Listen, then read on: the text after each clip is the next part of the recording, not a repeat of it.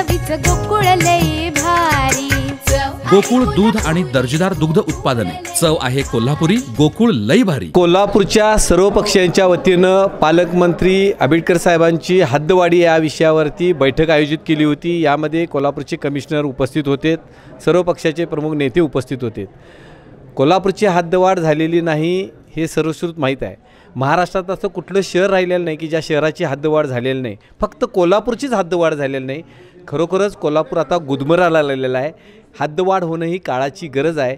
यासाठी या राज्याचे मुख्यमंत्री उपमुख्यमंत्री यांच्यासमवेत एक पालकमंत्र्यांनी बैठक लावावी आणि हद्दवाढ का व्हावी याची कारणं काय हे सर्व आम्ही त्या ठिकाणी सांगणार आहोत। पालकमंत्र्यांनी असा शब्द दिलेला आहे, नजीकच्या काळामध्ये ज्यांचा विरोध आहे त्याही लोकांची समजूत निश्चितपणे काढली जाईल। हा राज्य सरकारला अधिकार आहे, ते मान्य करू द्यात नाहीतर अमान्य करू द्यात, पण महाराष्ट्र सरकार पुढच्या काळामध्ये डायरेक्ट या कोल्हापूरची हद्दवाढ करेल या दृष्टिकोनातून आम्ही या ठिकाणी प्रयत्न करणार आहोत। या हद्दवाढीमुळं आपल्याला हद्दवाढ न झाल्यामुळं जो वर्षाला 1000 कोटी रुपयाचा फंड मिळतोय तो फंड मिळणार झालेला आहे। जी लोकसंख्या जी 10 लाखावर न्यायला लागत्या ती लोकसंख्या वाढत नाही आहे। त्यामुळे 18+2 अशी 20 गावं जी कोल्हापूरचा सगळाच या ठिकाणी ते लाभ घेतात। मग पाणी KMT असू देत, या ठिकाणला व्यवसायाला या 2 लाख लोक रोज या शहरामध्ये या आसपासच्या गावातली लोक व्यवसायाला येतात, या CPRचा लाभ या ठिकाणी घेतात। म्हणजे सर्व ठिकाणचा लाभ घ्यायचा आणि जे नेते लोक विरोध करतात ना त्या नेते लोकांचे घरं बंगलं या ऑफिस आणि या ठिकाणी व्यवसाय ह्या कोल्हापूर शहरात आहेत आणि तीच लोक या ठिकाणी विरोध करतात। हे बरोबर नाही आहे।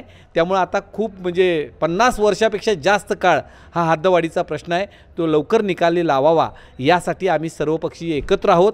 आणि मला खात्री आहे हे पालकमंत्री यंग आहेत, पालकमंत्री एक प्रश्न जाणून घेऊन मार्गी लावणारा हा कर्तव्य दक्ष असणारे हे पालकमंत्री आहेत आणि आम्ही सर्वजण त्यांच्या पाठीशी राहून हा हद्दवाढीचा प्रश्न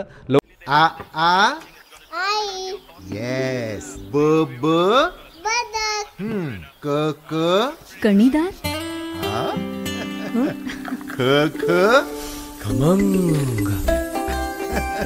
ग गोकुळतू.